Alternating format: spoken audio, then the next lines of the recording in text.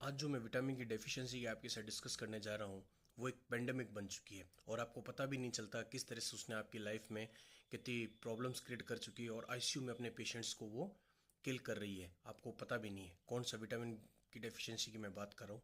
क्या गैस कर सकते हो? The most common and most difficult to find out deficiency of vitamin B twelve. Vitamin B twelve common population और ICU patients दोनों के बारे में अपने डिस्कस करेंगे। कॉमन पेशेंट्स आजकल जिस तरह से बहुत स्पाइसी फूड्स या मेडिकल जो शॉप्स है ओटीसी ड्रग्स दे देते हैं, उससे गैस्ट्राइटिस होने लगती है तो पेशेंट सेल्फ ट्रीटमेंट लेने लगता है।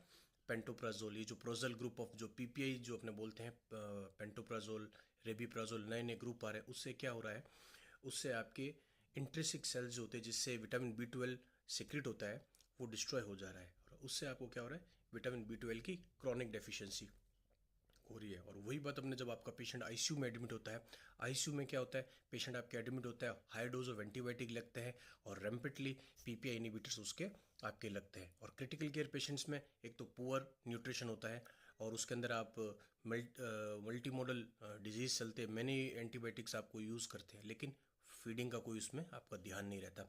उससे जनरल पॉपुलेशन में भी क्या हो रहा है, मैं दोनों की बात, जनरल पॉपुलेशन में भी आपकी बी ट्वेल्व डेफिशिएंसी से न्यूरोपैथी होती है पेशेंट्स में, वो झंझनाहट जो सिम्टम बोलते हैं वो होने लग जाते हैं। लेकिन नॉर्मल पॉपुलेशन पेशेंट आपको बता सकता है, लेकिन आईसीयू में जो पेशेंट है वो आपको बता नहीं सकता। दोनों में मेगलोब्लास्टिक एनीमिया की पिक्चर आने लग जाती है और आईसीयू पेशेंट में एनीमिक पिक्चर होते हैं तो आप उसमें ब्लड चढ़ा देते हो लेकिन आप उसमें कॉज फाइंड आउट नहीं करते हो। तो सबसे बड़ा कॉज जो आज के टाइम में पैंडेमिक हो चुका है वो है विटामिन बी ट्वेल्व का।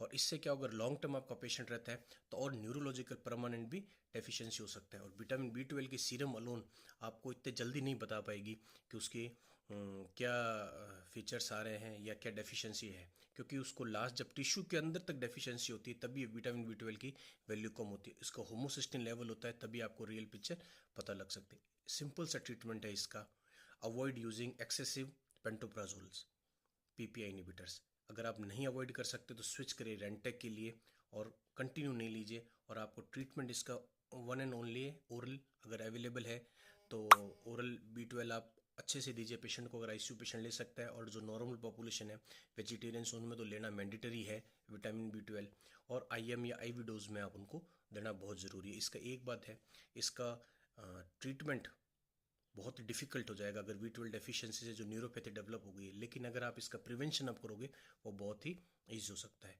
इसी तरह के वीडियोस देखने के लिए please like share and subscribe doctor Gaurav bed insights. Thank you.